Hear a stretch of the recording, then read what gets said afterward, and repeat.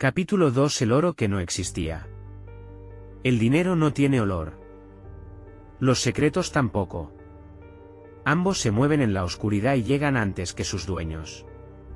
Tratado anónimo sobre comercio, Venecia, circa 1380 Venecia, 1347. Casa de un mercader. El hombre que entraba por la puerta trasera del palazzo no venía del mar. Venía de Portugal. Se llamaba Álvaro de Sousa y no era, aunque parecía, un mercader corriente.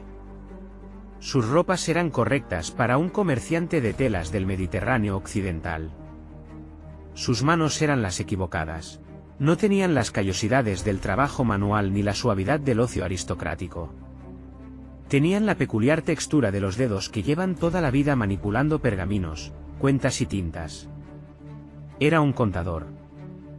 O más precisamente, era el tipo de hombre que hace que los números desaparezcan donde deben desaparecer y aparezcan donde deben aparecer, sin que nadie pueda seguir el rastro del camino entre un punto y otro.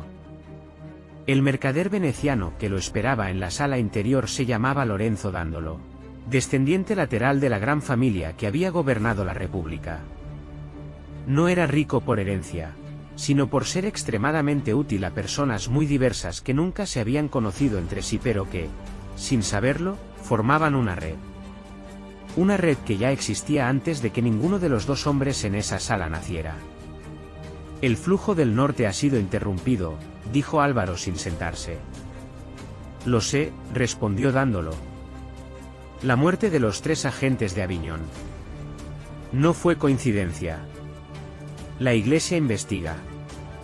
La Iglesia investiga siempre. El problema es que esta vez saben qué buscan. Se hizo un silencio que pesaba. ¿Cuánto han encontrado?, preguntó Álvaro. Lo suficiente para hacer preguntas peligrosas. No lo suficiente para entender las respuestas.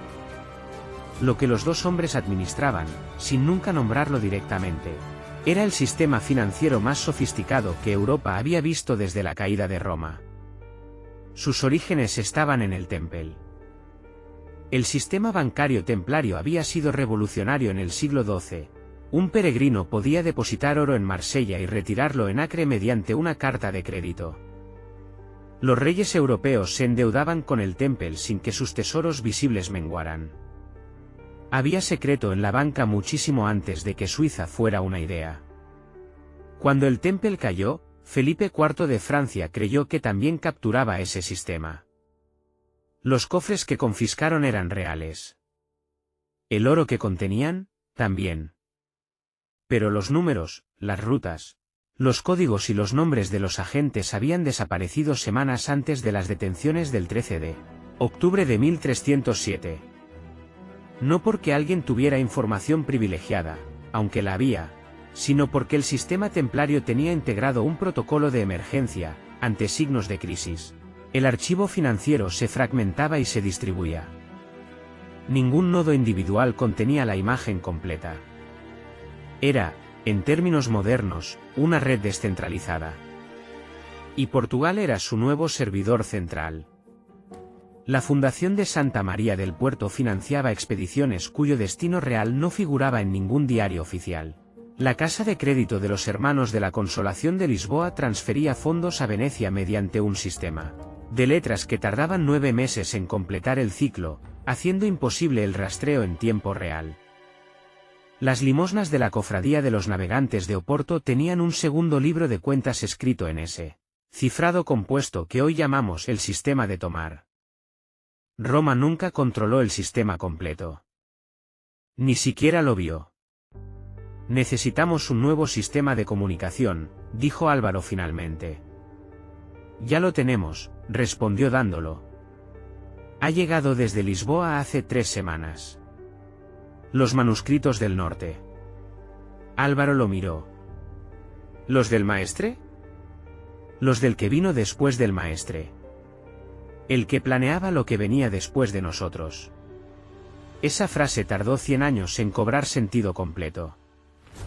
Porque lo que los manuscritos del norte describían no era solo un sistema financiero.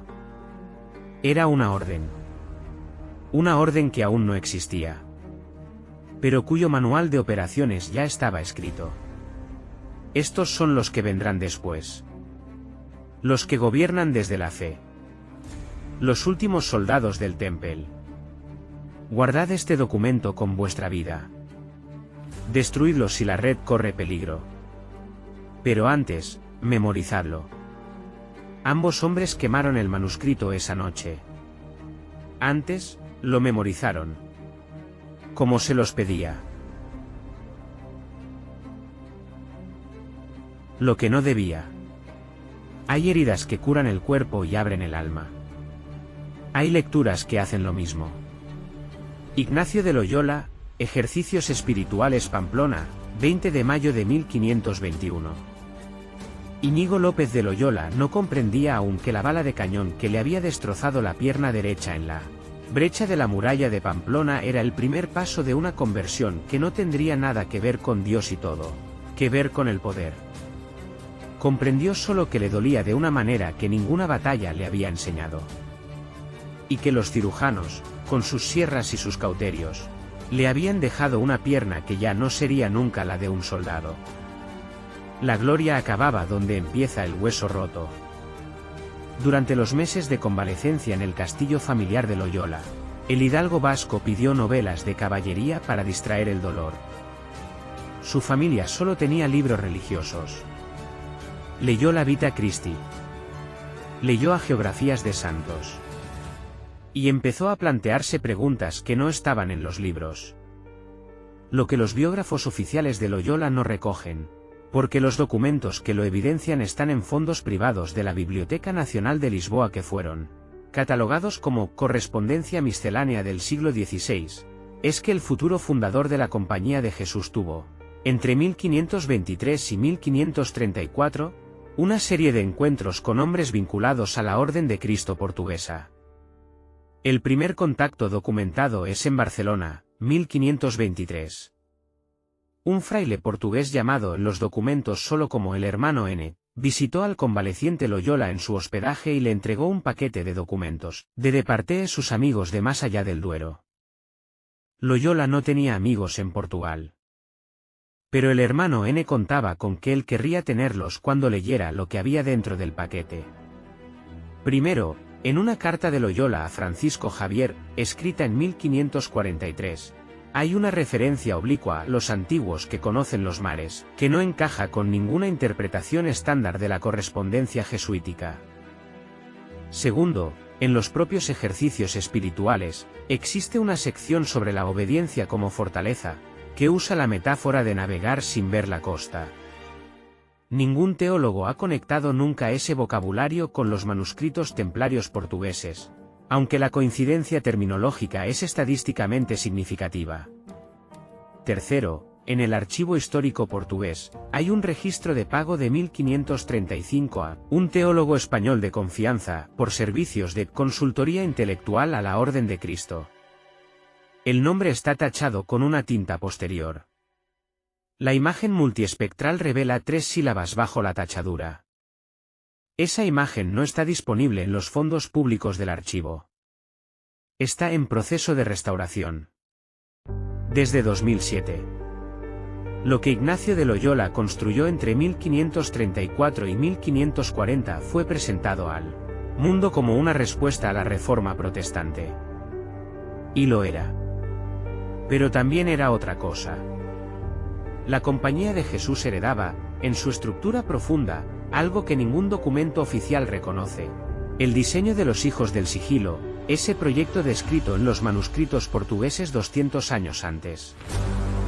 La obediencia absoluta al superior general, sin cuestionamiento, que los jesuitas llaman como un cadáver, era exactamente el principio descrito en los manuscritos del Temple sobre la disciplina de la orden secreta. La estructura de profesos, con votos especiales y conocimiento reservado replicaba el sistema de iniciación escalonada del Temple. La exigencia de cura animarum, el gobierno de las conciencias, era, en los términos del manuscrito portugués, la llave del castillo. Quien controla la conciencia de un hombre, controla sus decisiones. Plantar las cruces donde el Temple ya plantó las suyas. Completar el mapa. Loyola murió en 1556. 4 años después de su muerte, sus colaboradores más cercanos fundaron en Lisboa el Colegio de San Antón, el primero de la compañía en Portugal. A 3 horas a caballo de Tomar. El eje secreto se cerraba. El Temple había encontrado su nueva forma. Ebook completo en Amazon.